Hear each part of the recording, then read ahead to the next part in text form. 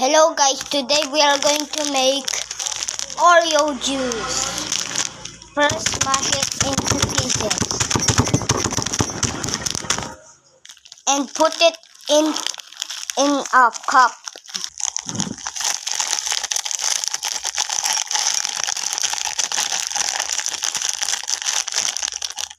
And put it in the blender. And put some sugar, but not too much.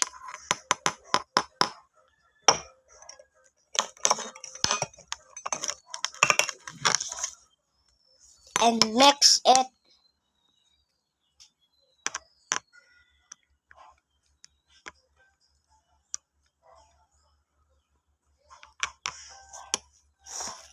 Looks like coffee. It's tasting time.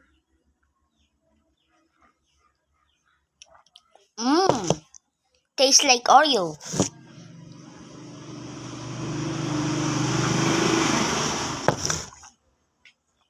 Okay guys, goodbye.